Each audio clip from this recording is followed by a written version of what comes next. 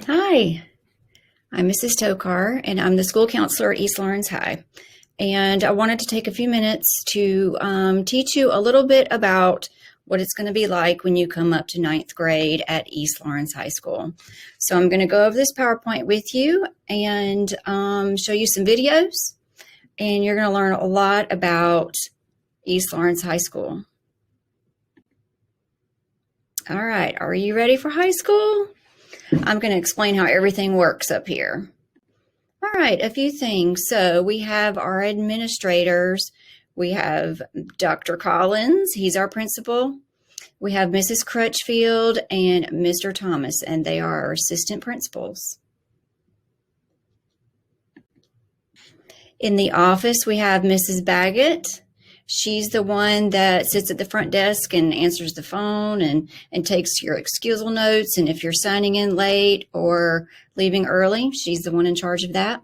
And this is Miss Salvatore, and she is our bookkeeper, and she does all of the money and the paperwork and everything that keeps us running.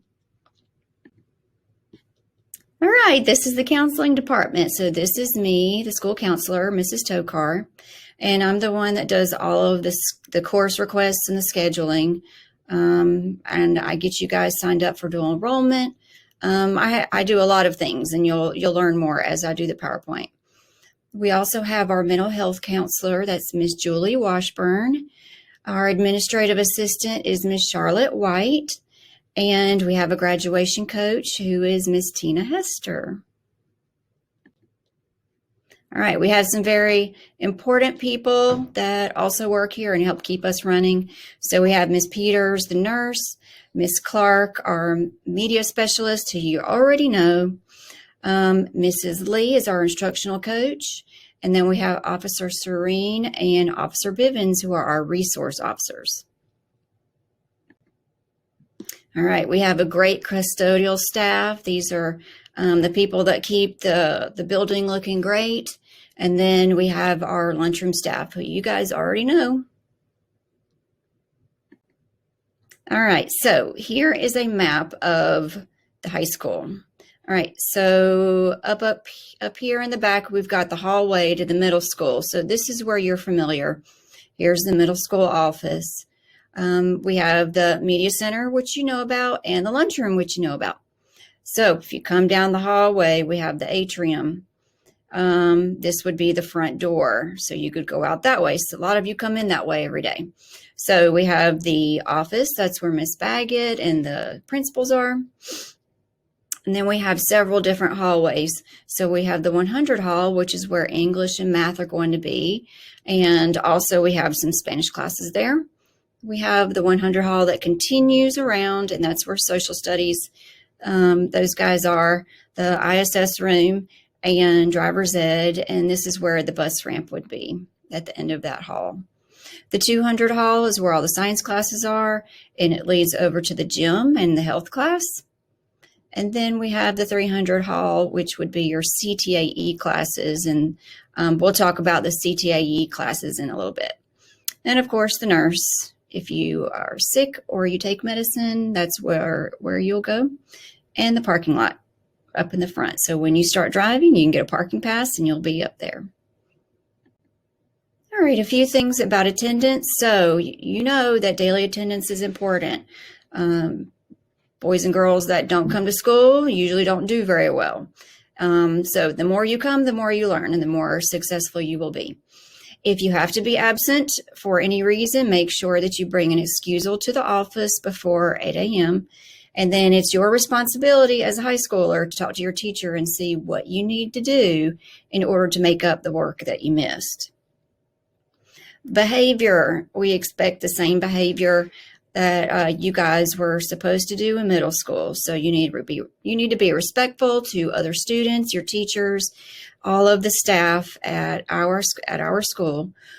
Just like at the middle school, we don't tolerate bullying, fighting, whether that's verbal fighting or getting into a physical fight, drug use, bringing weapons onto campus, taking things that are not yours, or being just generally disrespectful or disruptive. As far as cell phones go, we do allow cell phones on campus. but each teacher has their own rules about what when you can use them. So you need to learn what your teacher's rules are, so that you know when you can have it out and when it needs to be put up. Cell phones are not often stolen here at the high school, but you still need to be very careful. Don't leave it out. Put it up so that no one decides that they want to take it. Dress code. All right, dress code is the same at the high school as it is at the middle school. So these are pretty typical things that you're used to. So the skirts and the shorts need to be knee length.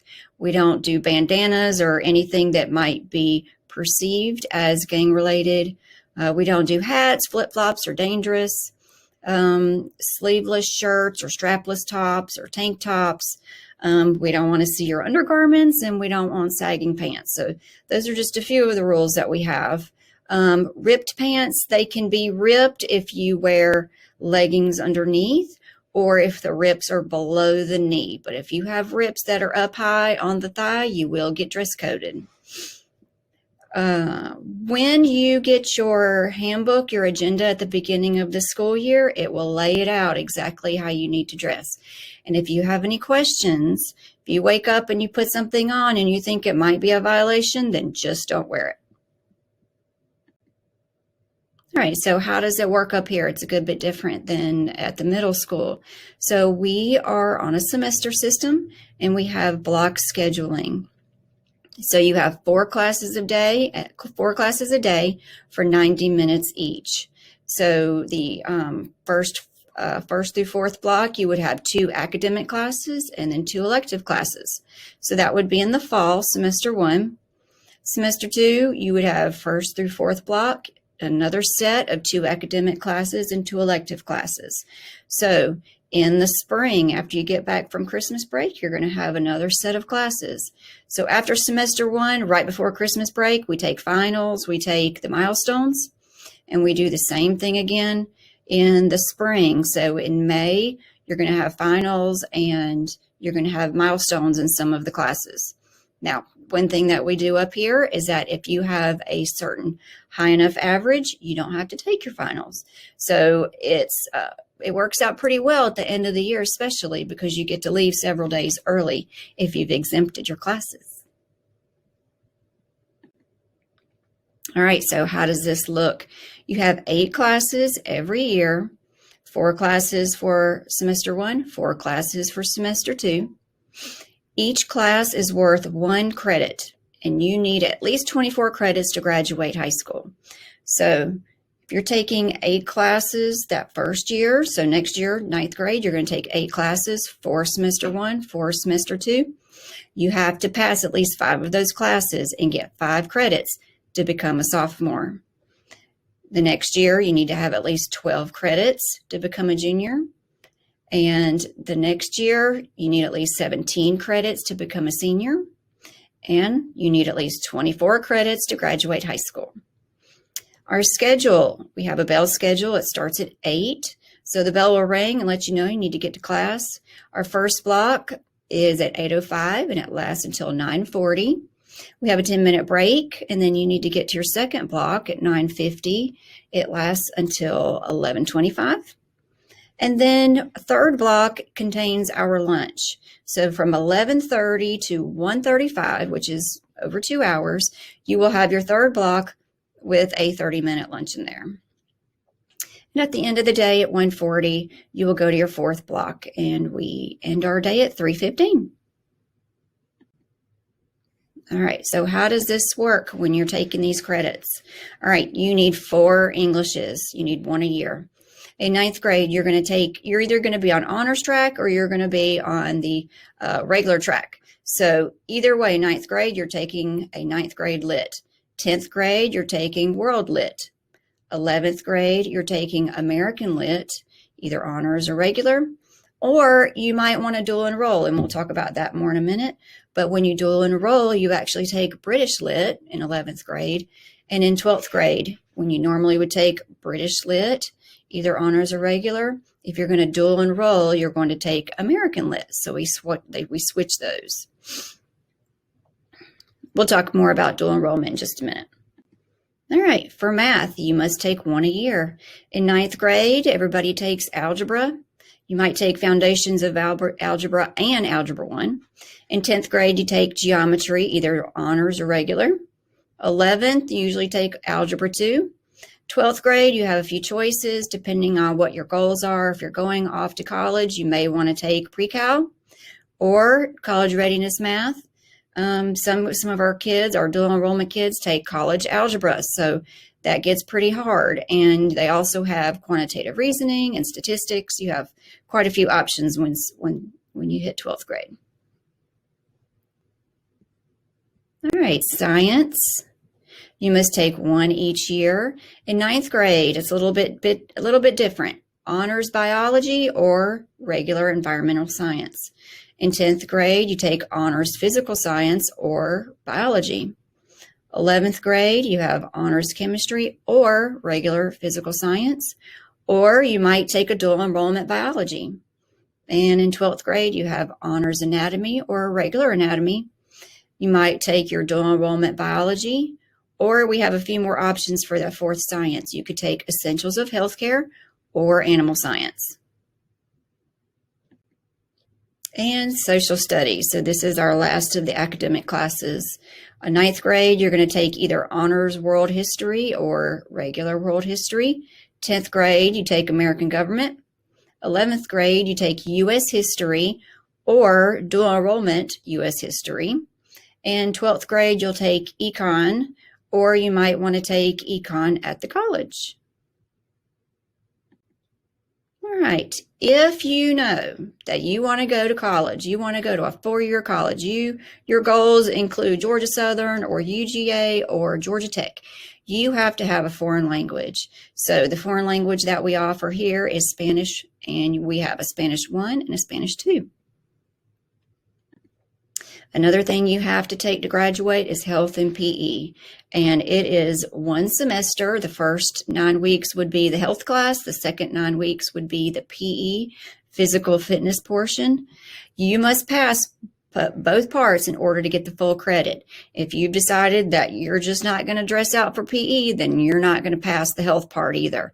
So you need to do both, pass the health and dress out for PE in order to get that credit. All right, we have pathways. So what's a pathway? It's a sequence of 2 or more CTAE, which means career, technical, and agricultural education courses within a student's area of career interest. I'll go over the pathway choices in just a minute, but what you do is you take 3 classes in an area. So for the business pathway that we have, the first class is Intro to Business, the second is Business and Tech, and the third one is Business Communications. And after you've taken all 3 of those classes, you take a pathway exam. And if you pass it, you receive a certificate in that area. All right, so Allie Grace Johnson put together this video for us, a little short video on our different pathways. So let's watch it.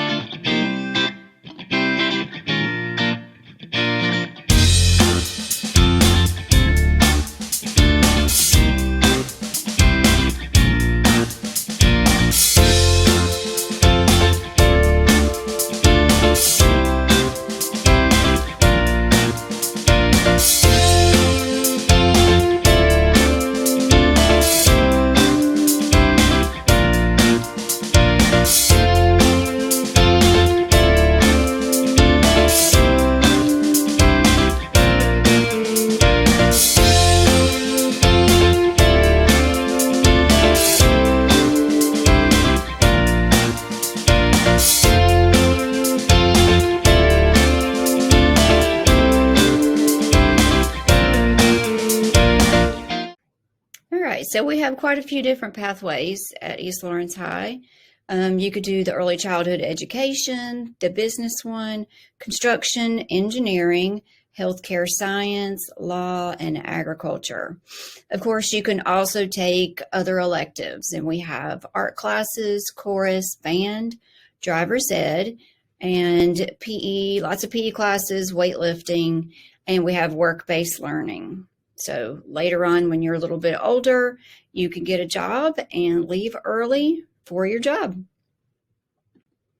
One thing we have new this year is a class, it's a 2-semester class, to become an emergency medical responder or to become an emergency medical technician. So this would be in the healthcare pathway, and you would have the first healthcare class under your belt, but then you could start doing these other classes, so that it would be your EMR being the first semester, and then the EMT would be the second semester. And when you get done with those 2 classes, you would be prepared to get a job in either one of those fields. All right, so dual enrollment, I've talked about that a few times, and let me explain what that is. So dual enrollment is when you attend college while you're still in high school. So how does that work? You go to college first. So 8 o'clock in the morning, you might be going to Georgia Military College, and you might be taking a class there in English. And then you would come after you get done with your classes there. So 3rd block, you drive back over to our campus, and then you take your other classes. So this starts in 11th grade, and you could do it in 11th grade and 12th grade. How do you do it? Well, you let me know that you're interested in it. But in order to take it, you're going to have to be a pretty good student, because it is college. The college that you apply to, they will look at your transcript, your GPA, and decide if you're ready to be a college student. So right now we are partnering with Georgia Military College, Middle Georgia State University, and Oconee Fall Line Technical College. There are a few other ones that we work with, but those are the ones that are here in town, and they're very easy to get to. The best part about dual enrollment is that you earn college credit and high school credit at the same time. So one thing I like to do is, if you're wanting to really focus on the academic classes, I make sure that you're taking a class that would count here. So like American Lit, you would normally take it in your 11th grade year, well, you would take it in your 12th grade year at the college. And for 11th grade, you would take British Lit at the college. You normally take that in 12th grade here. Either way, you get credit here for taking that class, and you also get college credit.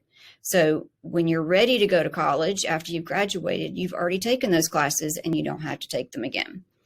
And the other great part about dual enrollment is that it's free. So everybody knows that college is not free. You have to pay in some way. If you've got great grades, then you might qualify for Hope Scholarship. But dual enrollment is sort of like a Hope Scholarship for the time that you're in high school. So the classes are free. Georgia will pay up to 4 classes a year. And then when you graduate, you don't have to worry about those classes, and you can still get your Hope Scholarship if you qualify for it. A lot of the students go ahead and knock out a bunch of their core classes right now. And then when they get to college, they're all ready to start taking their major classes, which is when college gets really interesting anyway. So let's say you are not wanting to go to a 4-year college and you really want to focus on something else. So you might want to go to OFTC for dual enrollment, and you can take tech classes instead. So we have quite a few students who are taking welding classes, automotive repair classes. We have a student that's going to be taking some criminal justice classes. So you can do that as well. And then you can earn a technical certificate of credit, which is called a TCC. And those TCCs can get you jobs as soon as you graduate from high school. Or you can just keep going and continue your learning at OFTC and get a diploma or other certificates. All right, how do you sign up to take these classes and the pathways and dual enrollment? How do you do that? How do you do that? You will meet with your homeroom teacher, who you're not going to see a whole lot. Your homeroom teacher is just someone that you see for when you get your report card and that sort of thing. But a few times a year, you're going to have an advisement session with your homeroom teacher, and that's when you're going to talk about your goals for high school and after high school. So your homeroom teacher will advise you on the different classes that you have here. And then they will also talk about what's required to graduate. So at that time, you'll tell your homeroom teacher, hey, I'm interested in dual enrollment, or I really want to do that EMR, emergency medical responder class, or I want to really take band. I want to take band first semester and second semester.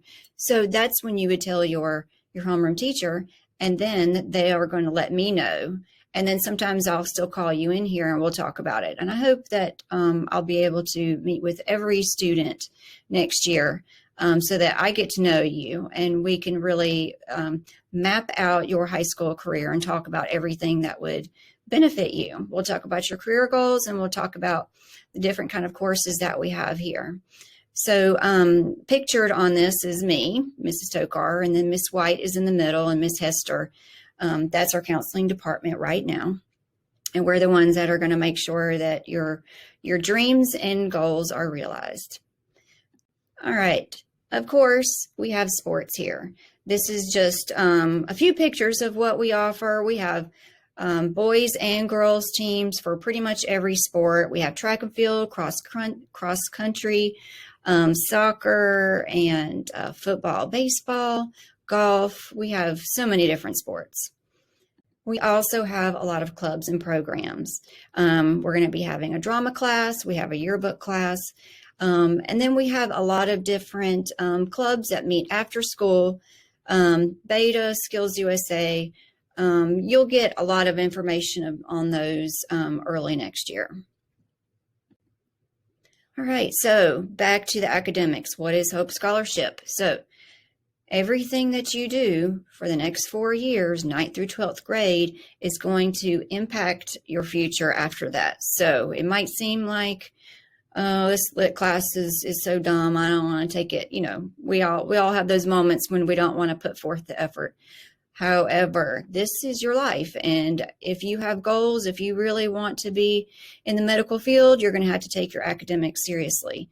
And if you do that, then you are rewarded with a Hope Scholarship. So as long as you have a 3.0 grade point average, which is pretty much having A's and B's your entire time in high school, as long as you have a 3.0 and you've taken 4 rigorous classes, then you can have your tuition paid for by the state of Georgia.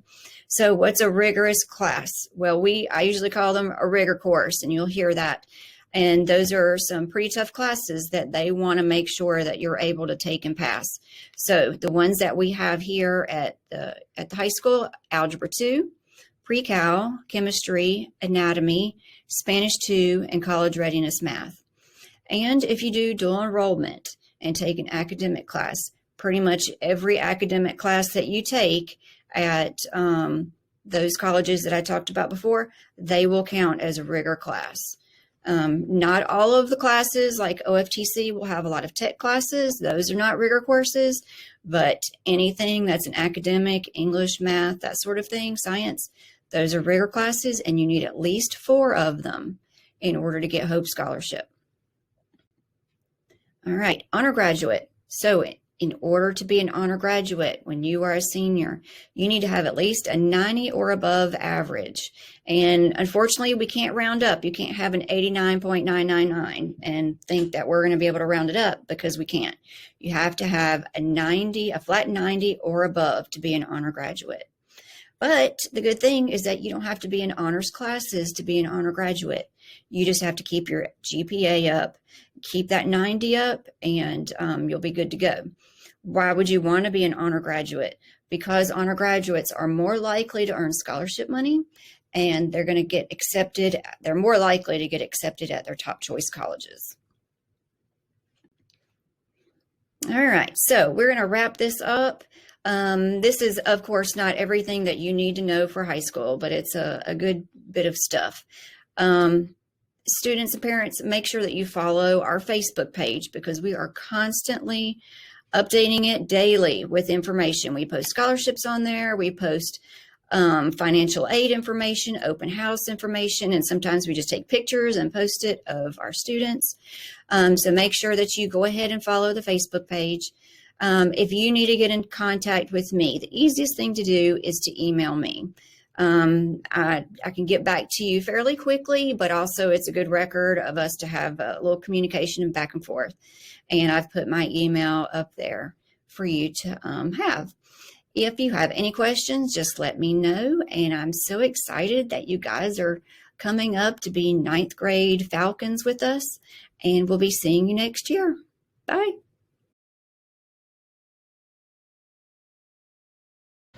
If you think high school is going to be rough, it's not that bad. After a little while, you actually get really comfortable with your surroundings, but you don't need to expect it to be easy. High school also allows you to make new friends, but if you overcomplicate it, it will seem very complicated. Here are some do's and don'ts to high school. You do need to keep good grades, otherwise you can't get into a good college. You also should choose new friends that you make wisely, because a bad choice could put you into a bad situation. You should choose the right electives for what you think will be best for you. And you should be careful in the weight room, because I know from personal experience it don't feel good whenever you drop over 250 something pounds on your chest. Even if you don't know what you want to do whenever you graduate, you should still start looking for colleges or technical schools. You should expect to work hard and make good grades, and you should also respect your teachers, because you never know when one can help you out. You should also expect a lot of work, because whenever you get less work than you expected, it doesn't seem like it's all that much. You should always be on time and just be comfortable, and don't be stressed out about anything. Now it's time for the don'ts. Don't expect it to be easy, because then some hard stuff will come up and you won't know what to do. Also, don't expect it to be too hard, because you won't have work 24/7. Don't join Explorer if you don't plan on committing to it, because if you just join to join, then there's no point. It's the same thing with school clubs. Don't join for no reason. And also, don't stay up till 3 a.m. every morning partying. You won't have the energy to do anything the next day. Don't party every weekend or every night. Basically, don't go out and drink all the time. Don't believe that you will fail. That is setting yourself up for failure. And don't expect to be popular. Good stuff happens to people who aren't popular, like being on the homecoming court, and not being known. And lastly, don't argue with teachers, because if you have a good relationship with your teachers, they might be able to get you or help you out your grades in the long run. And I believe that high school is like learning to drive a truck or a car. It's scary for those who have never done it before, but after a little time you get used to it, and you don't have to worry about yourself.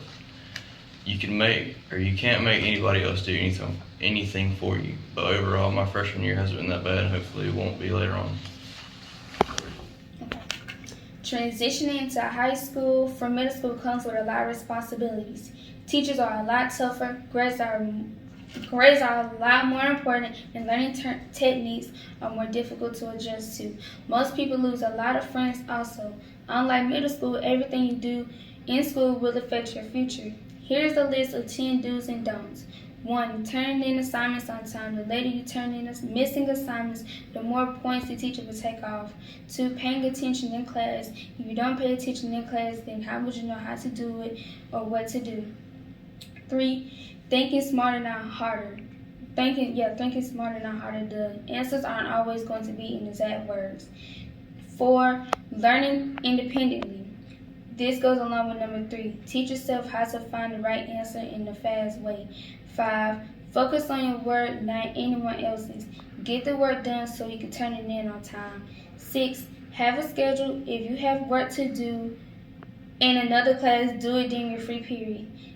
Do it in your free period, gym, or class where you hardly have work to do. 7. This is to prevent having homework or taking up your free time. 8. Being comfortable reading in front of class or out loud. This doesn't apply to a lot of teachers, but from my experience, it's important to get comfortable while reading to a class. 9. Play with friends outside of school so you can get your work done. 10. Your freshman year grades will affect your GPA for when you graduate. This is a list of don'ts. 1. Don't be late to class. Every tardy you will get will add up. If you reach a certain amount, you will get suspended from school. 2.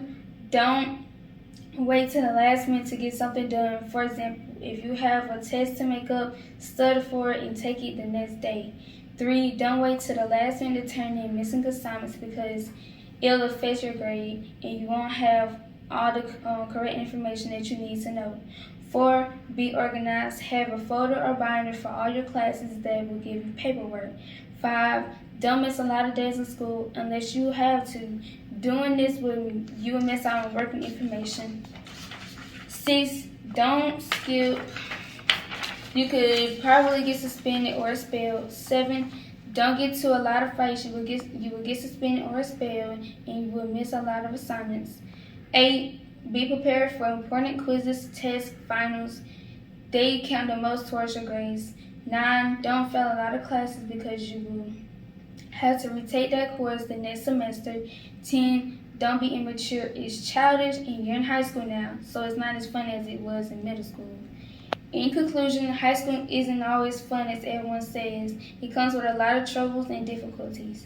You might experience many events that will affect you personally, like losing friends. Coming into high school, you will be prepared for anything.